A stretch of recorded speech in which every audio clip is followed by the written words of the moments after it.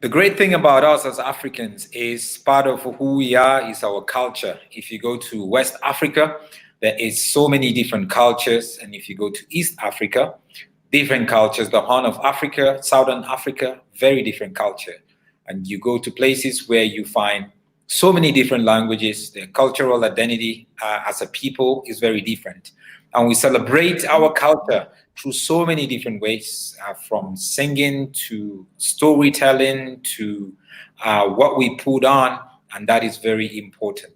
The big question is, us as African, how can we be able to keep celebrating our culture in the midst of our faith, which is Christianity? Thank you so much for joining me this Wednesday evening. My name is Solomon Izangi Shams. If this is your first time, please don't forget to subscribe to this YouTube channel. There are so many other content and videos that you could check out, and I'm sure you're going to be blessed. Today, we're talking about African culture versus Christianity.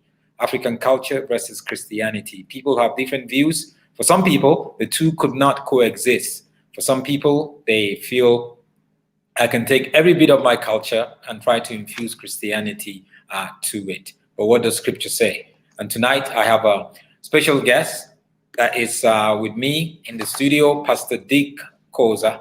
Pastor, thank you so much for joining me tonight. Thank you for having me.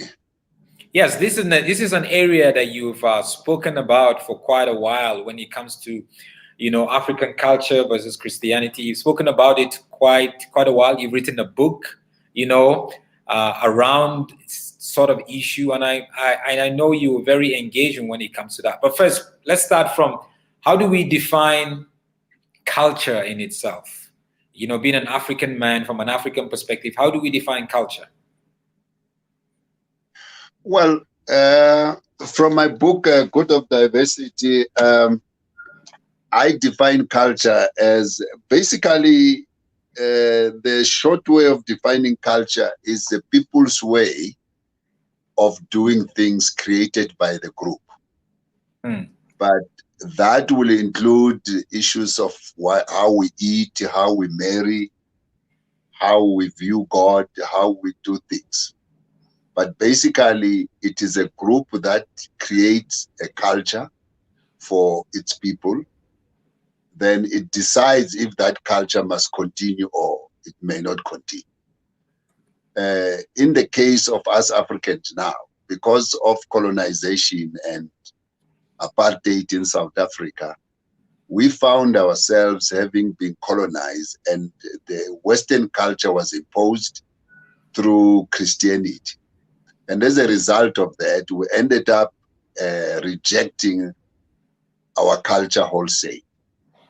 And when I became a pastor, because I was a pastor at Rhema for over 27 years, some of my awareness came from there, because I got to realize that as I was going back to the township to do funerals, I couldn't sing even the hymns in our language.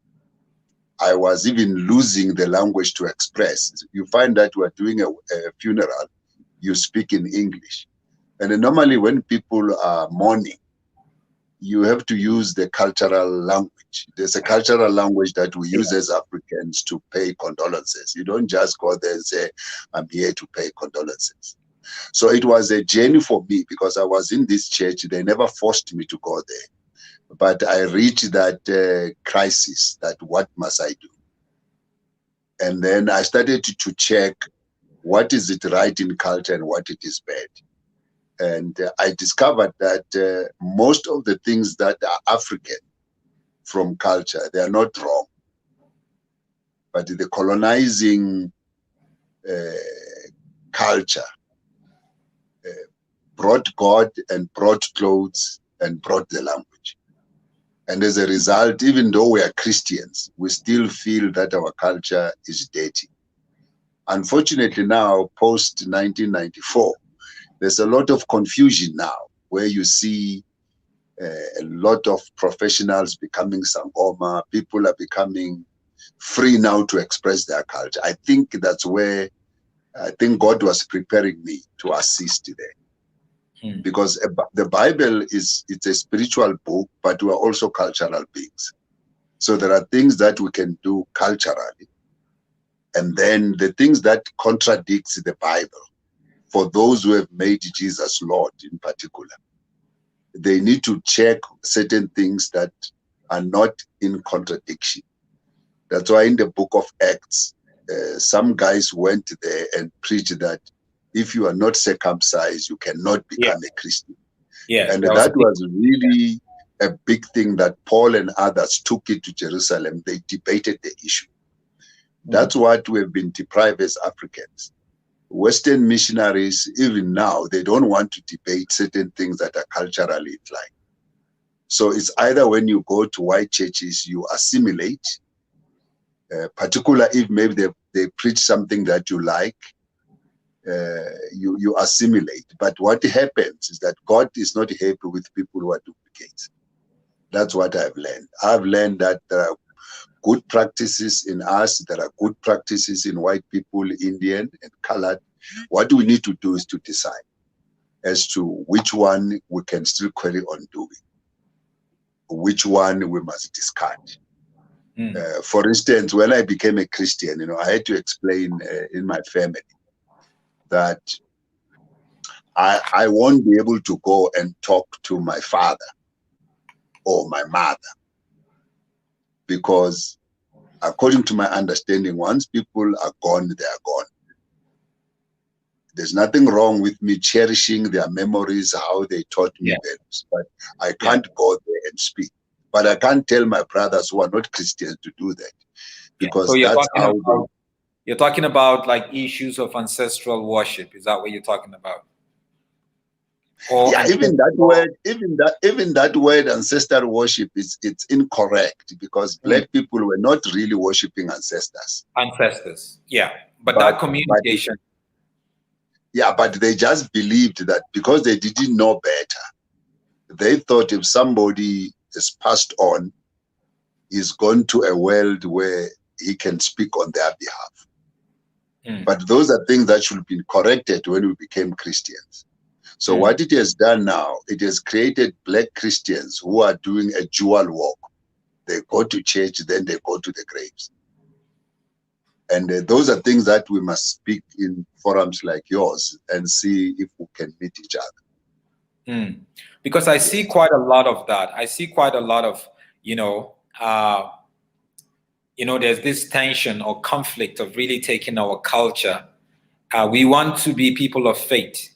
We want to practice Christianity, but then we bring our culture, certain part of our culture, not even our culture, because certain part of our culture that generally, biblically, it doesn't really agree. There's a lot of part of my culture that I feel is really okay. Even if the white person tells me it's not okay, my biblical understanding is okay, and it's not a sin to practice that. But now we are seeing a huge sort of like conflict. You've been talking about this again for quite a while, but now we're seeing quite a lot of conflict where we would go to again certain churches that actually feel it's okay for you to talk to your parents or your grandparents who have died a long time ago, which has become part of that church, that maybe the African that I go to that church. And then we're also seeing a little bit of more churches also that are promoting polygamy, which is okay to have 2 wives, 3 wives. And for them, it's very acceptable because it's part of who we are as Africans. Are we seeing quite a lot of more of that? And which other ways are we seeing, our culture showing its head in different churches? I wouldn't know, because I have not yet engaged our brothers from Africa, those who have received independence longer than us. Yes. But as South Africans, we're still new. There's still a rebellion against white people. Yes, I know. There's a bit of anger. There's a bit of this, Yes, there's an anger, That's why we need forums. But I think it is important that these things must be discussed. Because what I've seen is that, for instance, black people will reject paying lobola. They say, no, I'm not selling my daughter. But they will go and buy an expensive engagement ring and a golden ring, and they will go to honeymoon. We don't have honeymoon in African culture tradition. Yeah. But we don't question that. You see, the challenge is that it's not like we are neutral. We reject ours and we are taking a white man's culture. It's very interesting that even if you go to places like KwaZulu-Natal where culture is dominant, you find that some of the things that they require when they pay lobola is sold by our Indian brothers. And you wonder why Africans can't sell, because culture is also money. It's not only dressing like this. You can see that countries have taken their culture and invented cars. If you think of Mercedes, you are thinking of Germany. If you're thinking of Hyundai, you're thinking of South Korea. What does come from Africa? Nothing. So what we have done, we celebrate culture once a year. Maybe in September now, we'll be talking about the culture, but it ends there. Whereas other groups who have embraced God and embraced their culture, they are able to invent things that even give them food. With us, even the material that we are selling is not sold by us. Somebody was telling me some of the Nigerian clothes that we really admire, because Nigerians have shown us that there's another side, but it also comes from Paris. Yes. Now you wonder, can't we do it for ourselves? Yes. So, but exactly. So you can see that Christianity also was a colonizing agent. It made us to hate anything that is about us. That even if you want to try and bring it back, people hate you. And I think we need more dialogues so that we separate Christ from whiteness. Because black people have got a lot of problems that they must deal with. Yes. If you go to an average church and say, close your eyes, what picture do you see of God? People see Jesus. And that's an idolatry. That's why maybe our things are not getting right in the continent. Because our Jesus is more white than painted by what he did and what he stood for. And unfortunately, the younger group today, they're also rebelling. You know, the media is also disturbing us in that our kids are way ahead in terms of relating with the world. And by the time we go there, it's very difficult to convince them. But I think, Solomon, a forum like this and many other forums can help us to talk about these issues. Right. The issue of gender-based violence. Why are we so violent to our wives? Because these things are not happening in white areas. It's happening in the townships.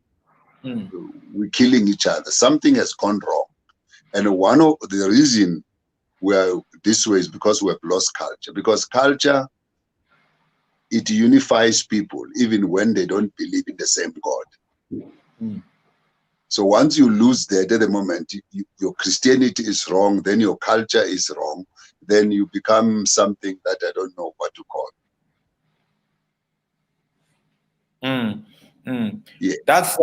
Yeah. That's quite an important point. And you actually made a point earlier on. I mean, being a Nigerian, I could relate to what you had said. You know, the fact that South Africa as a nation is still some sort of a young nation. You know, politically, it's a young nation. When it comes to the penetration of biblical Christianity, it's still a young nation. You know, the charismatic movement or the Protestant movement is still a strong nation, and I could actually see some of it. I could actually see some of the acceptance of, like, maybe, like I said again, polygamy, where you see churches actually promoting the fact that it's okay to be married to many wives. You see, in Nigeria, you don't get churches promoting that. It's difficult for you to get churches promoting that. You know, I come from a church where actually, when you get divorced, you cannot remarry until the other persons die. When you get a second wife, you can come to church, but you cannot have communion. Oh, You know, so there are different ways that it shows itself. And obviously, in the church, you would see a father or a husband who's married to 2 wives or 3 wives, and you would see that they are there and they want to hold on to that part of their identity, you know, the cultural identity, because obviously maybe their parents and grandparents, it was polygamous. That's what they know, yes. you know, because that's they grew up in a society, a different era than I came up. Now, I don't see a lot of it. And also I'm from a sort of like an area where there's a lot of Muslims. And you know, Muslims, you can get married to They can 3 up to wives, 4. 4 wives. Yes. Yeah. Yes. You know, Yes. so there's all that hitting you all around, you know, but then the church, the penetration of Christianity in Nigeria actually brought it to a point where monogamy is like, it's not even debatable. Once you go polygamy, then you're going against scripture. But I understand. What do you say to the people who don't believe in polygamy, but they divorce and end up marrying 5 wives, even though they are divorced? What will be the difference? I don't see any difference. I'm just saying that. Yes. I don't think polygamy is not. I wouldn't say it's a culture that we are told that if you grow, you must marry more than 1 wife. My parents never told me that. Yeah. Personally, I come from a polygamous marriage. Yes. My father married my mom Kulu. I can't call her stepmother. It's an African, but we call her Mam Kulu. And for over a period of 20 years, they couldn't have babies. Now, for me, in that context, culturally, it was discussed. That's how my father got to marry my mother. And that is what you call leverage marriage. In the Old Testament, the Jews used to practice it. Yeah. Where if a brother dies and didn't have the children, he can... Now, but those are things that needs to be discussed, but it's not a culture that everybody must marry. It wasn't like people are pushing now. I see young men of 30 wants a second wife. And they don't even want to explain to their wives why they want to marry a second wife. Yes. Because traditionally, it's not a culture. Even in the Bible, there are also warnings of marrying more than many women. Yeah. Solomon, for example, he had 800 women, but where did he end up? Exactly. That's one thing we don't realize, where he ended. Even David, who actually, you know, tried to have a side chick or whatever, adultery, how did he end up? So we have to look at how they ended up. But what you were saying because is true. people are pushing polygamy, but they don't push the results. You know, some of us who grew up in polygamous, maybe we can say something better than those who are not, because the people who want to be proponent of second wives are people maybe who didn't even come from polygamous marriage. So people, all of us, we are men, Solomon. Men will always want more. So there is a time when we need to have self-control. Otherwise, how would we know? Because you will get this wife and get another one. Yes. But we need a very strong discussion, man to man, because there is lust where you just lack self-control. Yeah. And we're living in a world where, you know, at my age now, I can even get a woman if I want to. The things now are so open that even young kids approach old men. So if you are a person given to appetite, so it means where will you end? Yes. So I think personally, I wouldn't say it's our culture. But if you don't say it's our culture, But if you look at it from where we're coming from historically, it was something that was practiced, very acceptable and widely practiced.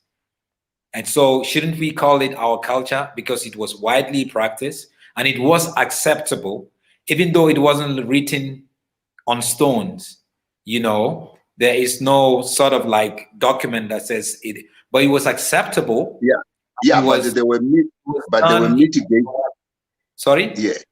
But there were mitigating factors which were discussed behind the scene, not like it is pushed today.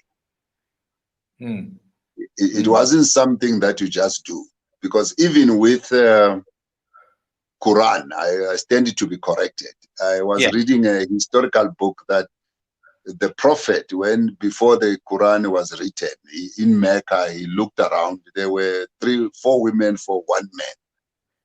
That's where they carved it that way. It was to deal with a situation that was abnormal. So I think African people, they were also doing it to deal with that problem. Western people, they do it differently. They have brothels where you can go and buy sex. So now I think all nations are battling as to how do we manage the sexual problems. Yeah. So we can't say now it's culture to be a prostitute. But because it is becoming acceptable, we might end up saying it's a culture. So I'm saying that it's not only African people who are struggling. I think all groups are struggling. Others might have managed to for over time, because white people don't marry more, except in Utah with the Mormons. But in general, they've managed over years not to marry 2 wives. But the divorce rate also is very high. They marry 3 times, 4 times. So for me, it's more managing certain things than going out there and say, just do it. Yes. So it's been a case of, you know, having a problem, a societal problem for us as Africans. And then we create what we feel is the best solution, you know, for that problem at that time. Like street kids. We never had street kids. Exactly. Street kids are in homes. Even now when you go to the townships, difficult as things are, you don't have street kids. You start having them. We have this thing that we work together, but it can happen that in the future it will be declared as our culture, but it's not our culture. Because of single-headed families where young children are raising their own siblings. That disturb the whole societal problem. Unfortunately, as Africans, we are not even good at grouping ourselves and doing like other countries where we feed our own children. I don't know. We don't do like other groups where we take our children, maybe have a nice shelter. Because even adoption, it's not easy among blacks to adopt, because of many children we have from our sisters and other relatives. Yes. In other communities, if you don't want a child, you give him to parents who can give him a better life. Yes. I grew up in a home where I mean, my dad was a teacher, so his brothers and his siblings actually sent their kids to pass through. They stayed with us a lot of the time. You know. And I remember going home a few years ago, and one of my cousins was saying, if I had not left the country, she would have sent her daughter to me. You know, I would raise her daughter, and I wouldn't be able to say no. No, it was normal. It was given. It was part of his culture. Because I grew up also, I saw that culture that was accepting of other siblings or other kids, whether you are closely related or not. You know, you bring them into their homes. There's a need, there's a problem, and they need to be there, you know, to be able to do that. So I definitely see quite a lot of that. Around African culture. There's somebody here saying, I hear you, Pastor Dick. What's your view on why people go into the grave with roses to speak to their dead? Should Black Christians do as whites do regarding graves? Well, certain things, they're supposed to be family issues. I think we need to separate issues that should come to the media, but we must also separate things that are family. As a Christian, I wouldn't say blacks mustn't go to the graves. People go to the graves to clean or to, I don't have a problem with those things, or to show their children or their grandchildren where their grandparents. That one I don't have a problem. Even them speaking, I don't have a problem. It's only that because of Jesus being Lord, I won't do it. Yeah. There's no need for me to talk to my mother. Or particular when I go through, like now we had the lockdown, then I go to my mother and say, Mother, what will she do? I mean, you can go there and talk to and speak to your mother, but that doesn't mean you're dependent on your mother. It's just for you to express maybe how much you miss them, but you don't expect them. But for us Christians, it will land us in trouble because God is inside us. We can talk to him anytime. Yes, exactly. God should be better than my mother. If I remember my mother for good things he has done, I don't have a problem with that. But I'm saying that people who go to the graves, because I had a lady, she used to be in our church. Then when they wanted to have a baby, the father told them that go and tell your mother that you want a baby. So they had to go to the graves. Now, I wouldn't fight against those. If they are Christians, I will pray for them to mature, because if they go there and nothing happens, then what are they going to say? Yes. Yes. And if they're not Christians, there's no point arguing it, because that's what they believe and they have the right to believe that, isn't it? No, we cannot stop anybody who's not a Christian. Sometimes we are very ruthless as Christians. We want the country to do things that are biblical. Yet people tell you that I don't believe in Jesus. This one is only for us who are struggling and say, I'm a Christian, but I've got a family that I don't want to upset.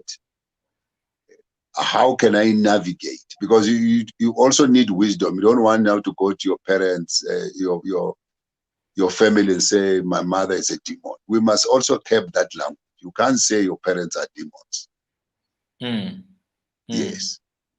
Because that's another problem. Christians, we're using a very wrong language. Yes. Because as you say, white people are confusing us because they go to the graves and they speak to the person who's dead there. And nobody is questioning it. It seems we have become so numbed that when white people do the things that we don't agree with, we don't say anything. Presidents do that. I see presidents, if they go where people died during the war, they bring flowers. Yes. Yes. According to the Bible, those things, they don't mean anything. But for some people I know, psychologically, they get helped if they go to the graves. Yes. There's another question here saying Benny Hinn visits Catherine Kulmer's grave from time to time. What's your take? Your friend Benny Hinn. No, I don't agree with Benny Hinn. I don't know why is he doing that. But the position that is occupying and the people that he represents, he can confuse people, particularly Africans who have been, our Christianity is very Europeanized. We abandon a lot of things when we got this gospel. Now, to see the very same people who taught us doing those things can be very confusing. Personally, there are things that I won't do, even if they were not wrong, because I'm a leader now. You know, I don't know why Benin did that, because I saw that clip where he said the power of God hit him. But white people also, they are also as confused as us sometimes. Yes. Anyway, So when we come back, we're going to just take a short break. When we come back, we're going to talk about, you're going to try to take us, maybe we look at the Jewish community, biblically Jewish community, and some of the cultural tension that happened. That sometimes we read it, we say, it is okay to do this because biblically they did it. But the question is, was God in support of it or not? You know that kind of thing. right. We're going to take a look at that. We're just going to take just a few seconds break and we'll be back. Voluminous no-lie relaxer provides no breakage, no burning, no itching, maintains hair volume, and is safe to use on children.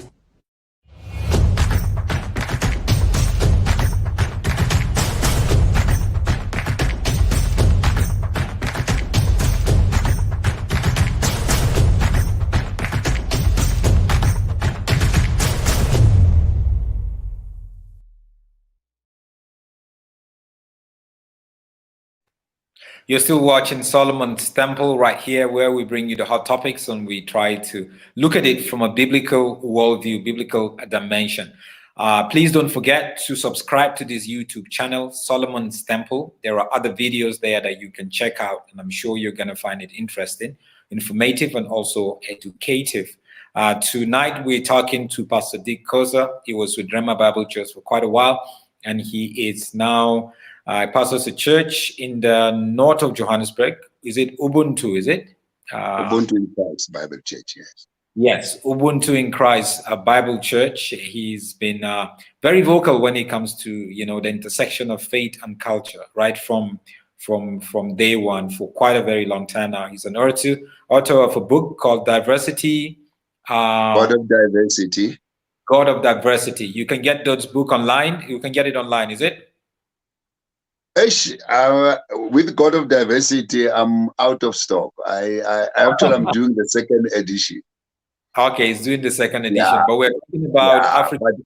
But if people want one or two, they can get one or two books. Yes. Okay. So if you're interested, you can just check him online. You can send him a message. And tonight we're talking about African culture versus Christianity, the intersection of it. But let's go down to biblical context and look at the Jewish nation, which we saw how God adopted them and gave them a promise through Abraham, and also wanting to use them as a prototype for other nations and people to follow. But in between their trip, out of slavery, all the way to the wilderness and all the way to the promised land, Canaan, there was quite a lot of cultural identity crisis or cultural. They were trying to find themselves, in God. Yes. Quite a lot of stuff, like issues like culturally where there was circumcision, like issues of circumcision, when you circumcise, how you circumcise, issues of marriage, like you had mentioned earlier on, issues even of community, how to celebrate certain festivals and how to serve other gods. We saw them struggling to serving other gods, other idols, because they believe it is part of their own, culture. What are some of the other areas that you want to us to highlight or kind of like discuss within the Jewish nation and how they struggle around it? Yeah, I think one of the things we must understand that when God called Abraham, he found himself within a particular cultural way of doing things. Like even the killing of the firstborns, when he asked him to kill Isaac, those were practices that was practiced those days. So God works with our culture up to a point, because that's how he gets us. But if you realize that the children of Israel spent years in Egypt, right? Most of the Jewish culture is African culture. That's why Africans like to read the Old Testament, because there's a lot of similarities in terms of culture and tradition.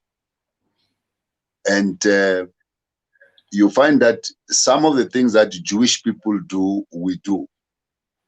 And so, but they've also went through a lot of adaptation. When they went into different captivity, they had to bring foreign cultures and foreign wives.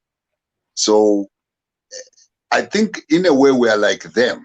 All of us, I'm sure, Solomon, when you move from Nigeria to here, even though you are black, you had to adapt a lot to a South African way of doing things. That's so you right. can see that. So they struggle a lot even to serve God. But God, what God did when they left Egypt, he gave them those 10 commandments. And then he gave them civil laws to try and build a nation. Yes. And it was in those civil laws where they were told that you can commit adultery, you can do this.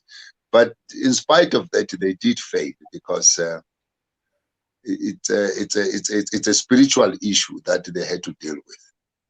But the Jews where I want to highlight is that I don't know, maybe somebody can help us. They don't worship Abraham.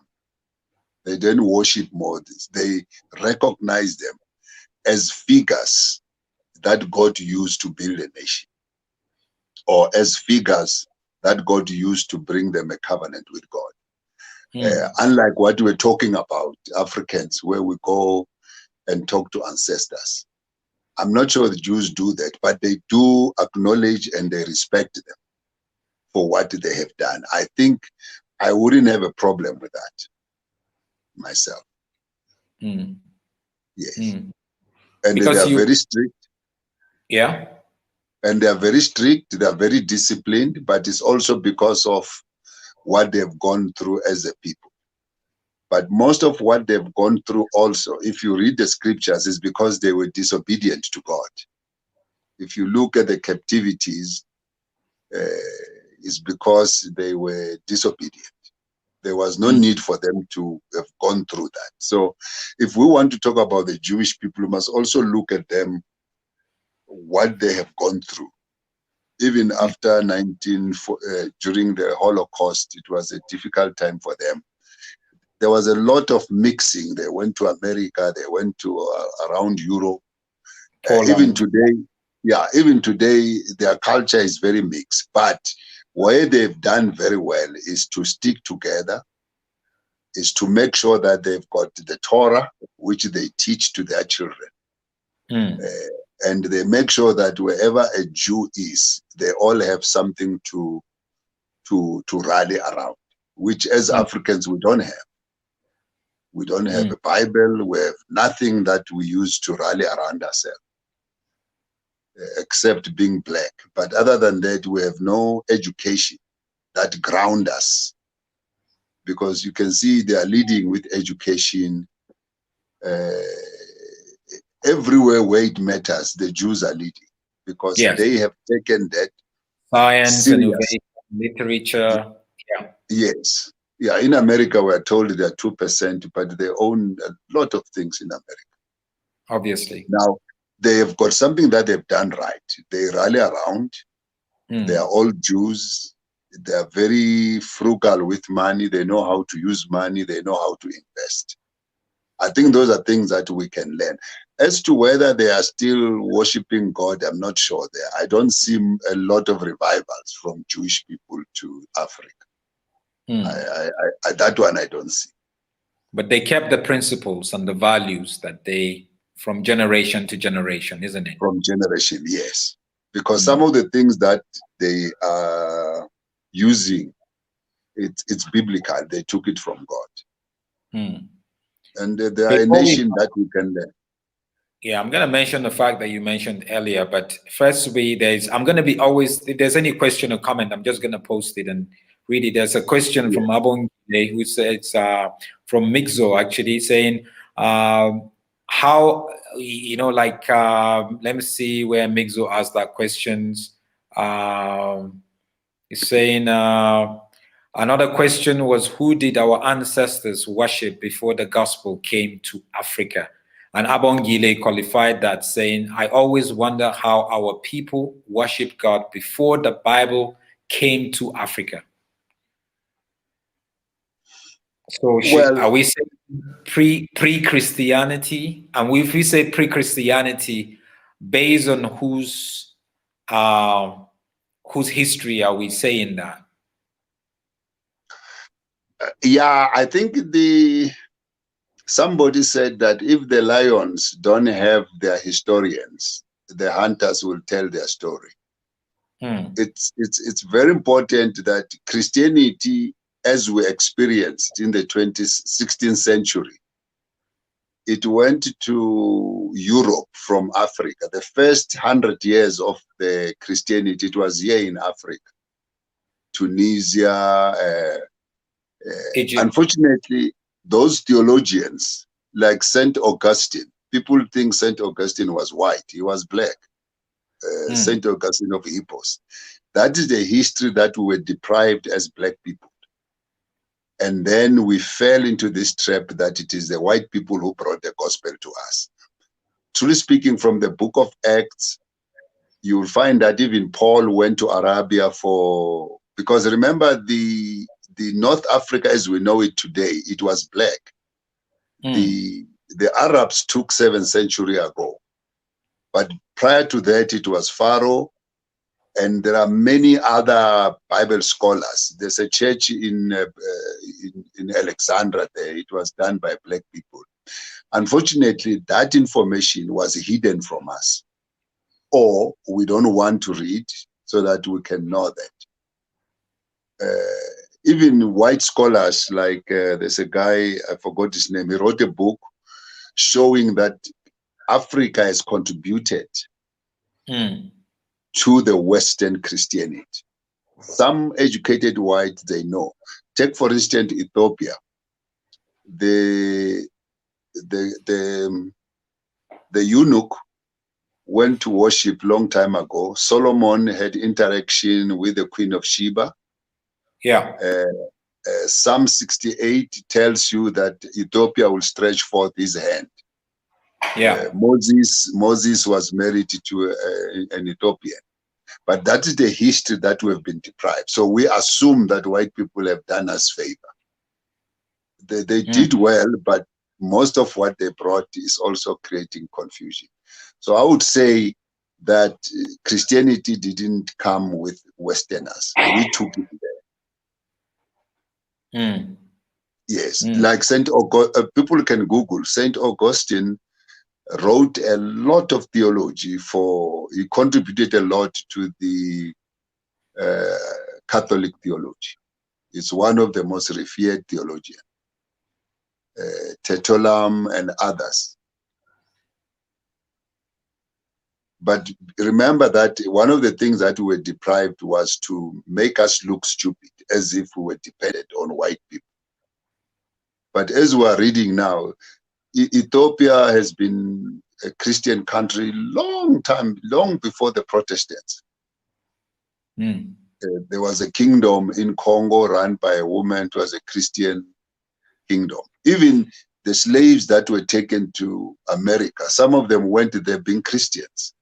That's why some of them were able to fight white people, because they knew the Bible more than them. I think that is the education that needs to be put into a Bible school or into forums like yours. Yes. So now when we look at, how Jesus addressed, Jesus and Paul especially also, these two personalities, Jesus and Paul, how they addressed some of the cultural tension, because there was cultural tension, but in trying to bring a biblical worldview, a biblical approach to it, they had to address it with individuals, with groups. What sort of approach do you think they used that was effective, just so we as Africans could also see it? Because first, sometimes I think we as Africans, sometimes we're a bit extreme in holding to some part of our culture that isn't biblical, or we are extreme in the other side where we got rid of our culture, the ones that are okay, we still got rid of it because of Western civilization, you know, and colonialism. But then now that we've accepted it and we embrace the Western way of doing things, we now see and condemn others who are practicing what they are practicing. You know, I can meet Christians who are, like you said, okay with polygamy. How should I approach them? What sort of discussion? What should be actually the point? Because for them, if he does it, that's to tell you that it's okay for him. You know, if she does it, that's to tell you that it's okay for them. So how do we? But the issue, be very hard hitting. We can be very hard hitting. We can be exclusive and all that kind of thing. No, but our job, Solomon, is to see people like Jesus saw people. People are fallen. Yes. People are confused. People are hitting. Unfortunately, see, we are living in a world that see other people less than others. Once you see somebody less than you, then you become abusive. It's unfortunate that most of the church are operating at that level of thinking other people are inferior. Yes. But coming back to polygamy, well, people will do whatever they choose to do. But if people were to come to me, you know, they ask Jesus all these questions. Is it wrong for a man to divorce his wife? You know? And Jesus said, no. In the beginning, it was not like that.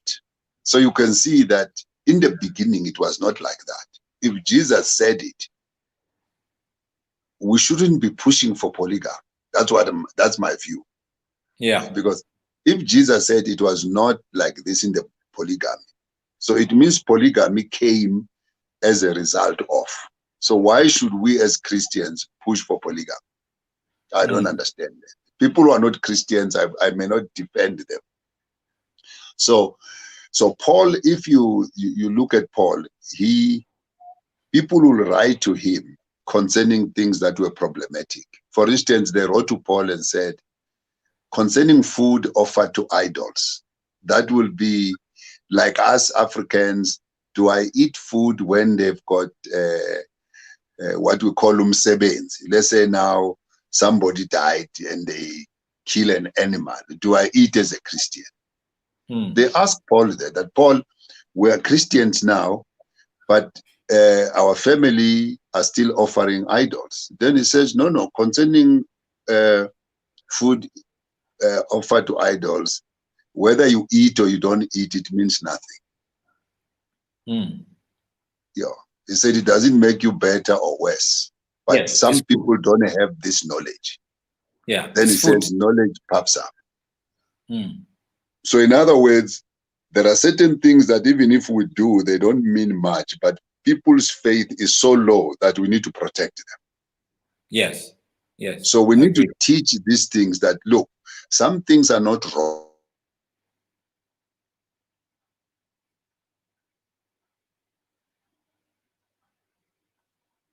Hello? Are you there, Pastor? Well, we just lost Pastor Dick there. I hope he's going to be able to make it back. Just lost. Okay. Yeah, I think it's a network problem. It's rebooting. No, I was saying that unfortunately it's very difficult because pastors don't want to use this issue of culture as one of the membership lessons. Because when people come to our churches, these are things that haunt them. Yes. I'm now a Christian. What do I do? If they've got function at home, do I go? If I don't go, why? If I go, why? So why would we do? We don't tell them anything. And the father says, we're going to the grave and say, I'm born again. Then the father kicks the child out. But we're responsible for that. But if you look at Paul, he said, though I am free, but I've become a servant to all. If I go to the people that are not doing things the way I do it, I become like them. But he said, I don't sin. The question is that if you go to a place and say, wear a jacket, you can't say, I can't wear a jacket because I'm a Christian. Mm. Actually, in this country, in parts of Pretoria, if you go to a funeral and you are a woman, you didn't put something, they won't allow you into the graveside. Yes. It's non-negotiable. Mm. I always tell people that, look, just respect them. Putting a duku inside won't change you. Putting a jacket won't change you. These are basic things that we must respect. And it's not a sin either. Putting a duke No, or it's putting it's not sin. Yes. Yes. I remember I went home with my wife long time ago. Yes. We went to church on a Sunday, and she wasn't wearing anything, duke, and they actually told her that she cannot go in. Yes. From my side, I totally forgot, even though I grew up in that church and that kind of culture, but I've totally forgotten because I was away for some time, and now my sister had to get, the Nigerian women always wear a wrapper, Yes. There's always something for you. So she had to get one for her and tie it up. You need to cover your hair. So you let her down. So you should have protected it. Cultural forgetfulness. Now let's look at something that's very rampant. You want to say something? Yeah. Now I was saying that I was in Zimbabwe also. Then on that particular Sunday, there was a Holy Communion. And my wife didn't put anything on. Where the guy was giving the Holy Communion, gave it to me and jumped to my wife. When I asked, they told me that during Holy Communion, women must carry something. So there are also traditions that churches have created which are not biblical. Yes. So there are many things that we need to look at. There are those that are societal from home, but there are those that churches create, which are also wrong. Yes, that's true. Now, one of the things that I want us to look at before we bring this to a close is the issue of slaughter. Yes.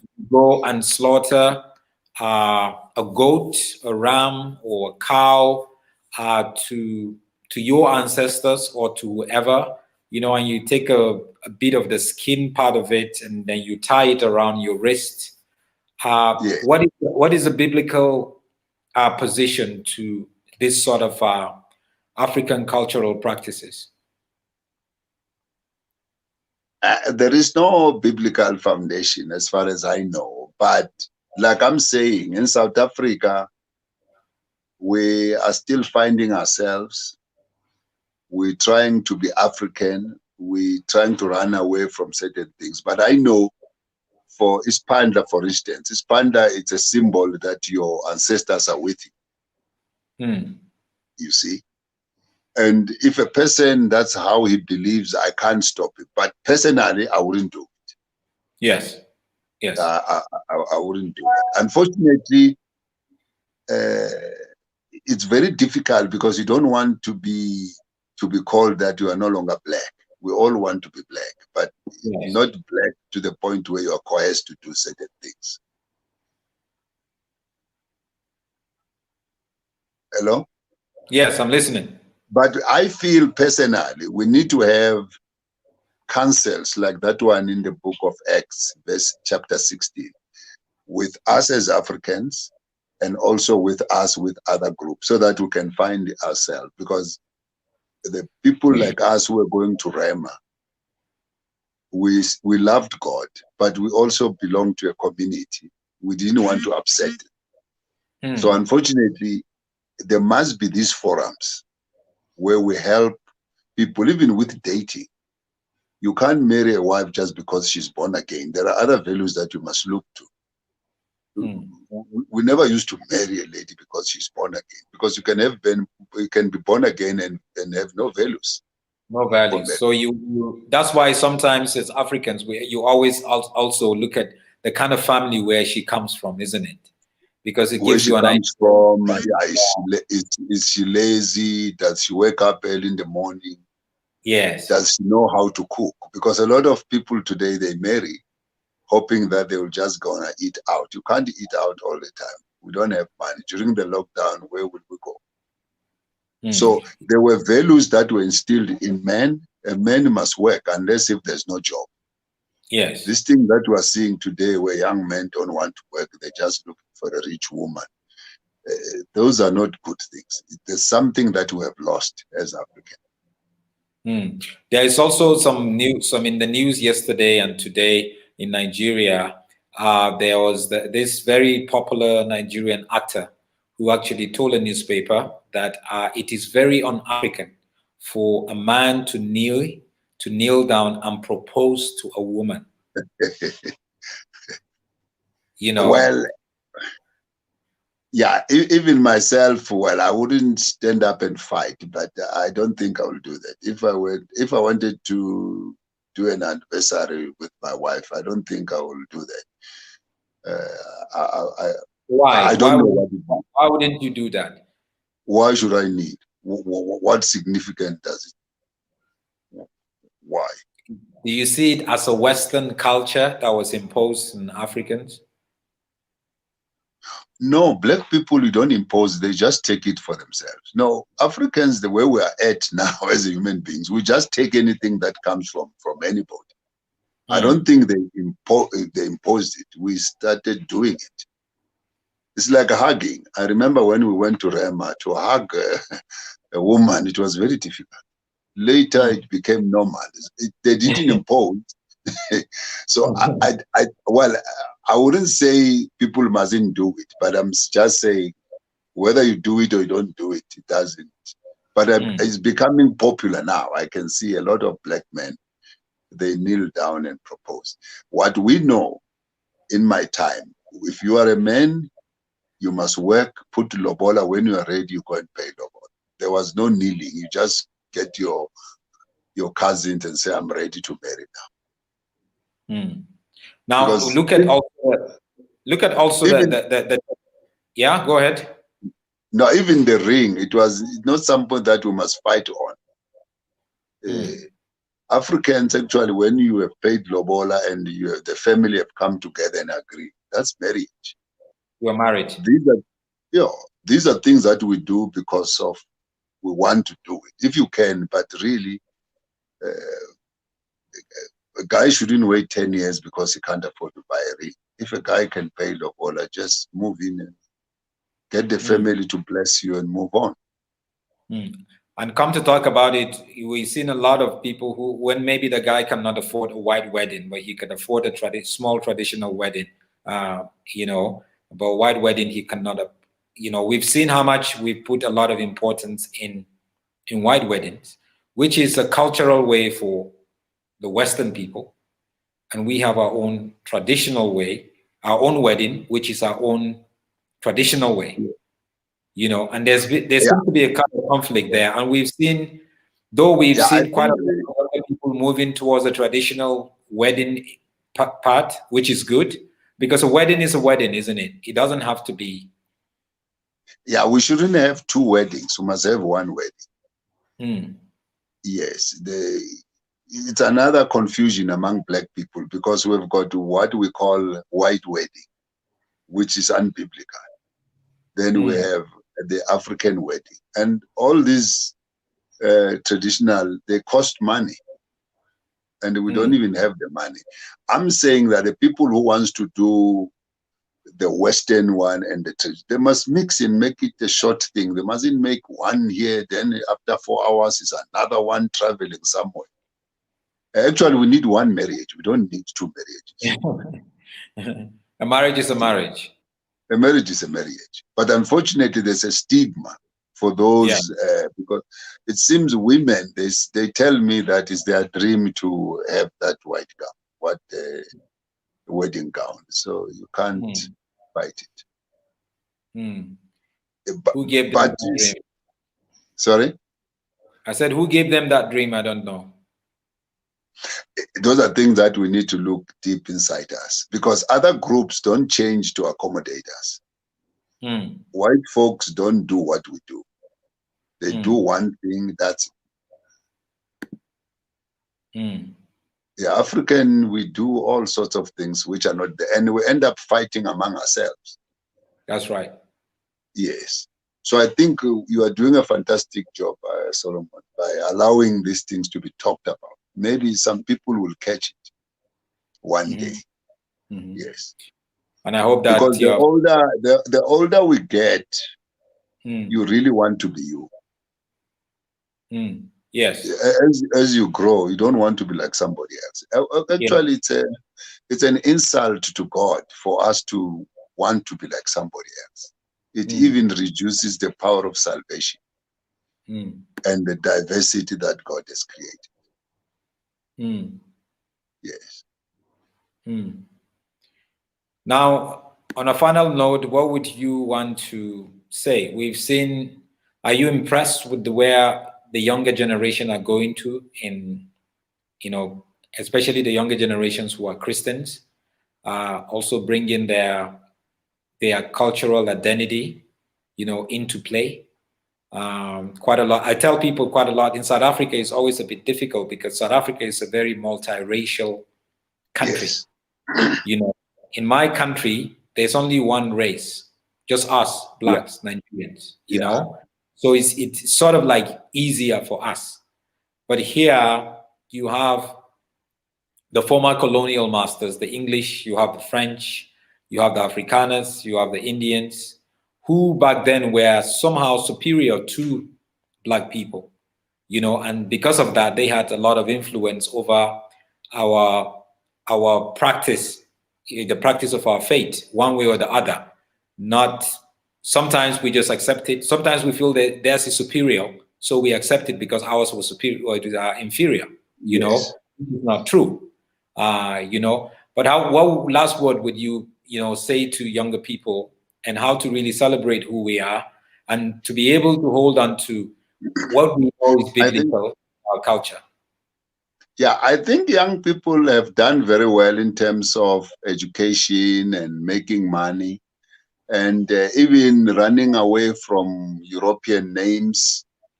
They've done well there, but I still feel that they need to study more about their history as Africans and the culture. Because I see most of them, even though they try to do things, but they are still money driven. They are very materialistic. You can see they still find who they are in what they dress, they put up, in the way they look, in the gadgets of the West, the car that we drive. I would say maybe let's study again our history. And as South Africans, let's find a common way. How are we going to allow each other to be different while sticking to what we, because other groups like Indian, they stick with their Indian culture. Yes. We're the ones who are found in every place. Hopefully it will come right. But I think our children are coming right. They've got a better future. But I'm wondering, because the other groups in the world are coming also in South Africa. There are a lot of influences that are coming here. Yes. Yes. Yeah. And to study the Bible, and the people must go back. Our values are gone. The Bible can take us back to the values of Ubuntu. Yeah. Yeah. I really believe that the Bible and Ubuntu, they are not far from each other. I totally agree with that too. And I thank you so much. I believe that the Bible would only lead us to celebrate our culture more, to celebrate where I come from more. It's not going to take me away from who I am, because God knew why He created these diverse languages and cultural practices ever. I think that because the more I study the Bible, the more I actually get to like, oh wow, this is who I am. I connect that with my culture. Yes. And we must, I think, studying the scriptures definitely would take us back there. But thank you so much, Pastor D. Koza. I really appreciate your input and just the fact that you've been talking about this issue for quite a while now. You're getting old. Look at all your gray hair now, and we're still talking about it. No, And I appreciate you. Thank you very much for having me and giving me a chance to say these things. We trust that God will take these things and help a lot of people who are confused on this subject. amen. Amen. Thank you And thank very you so much. much. Thank you. Yeah. Thank you to Good. everyone watching. Don't forget, if you haven't subscribed yet, please subscribe right now. Solomon's Temple. And this interview is also going to be on YouTube. It's on YouTube already right now. Once we finish, it's there. You can share it and tag people, send it to people, just so people will get to read this and also watch it. Don't forget, who we are is our culture, and we have to celebrate our culture. We have to be able to uphold it. We cannot be somebody else. You are who you are from where you come from. That's who you are, and God loves you that way, and you're unique. So celebrate it, flaunt it. When you read scriptures, use the eye of your culture to get interpretation. So thank you so much, and God bless you. Have a wonderful evening.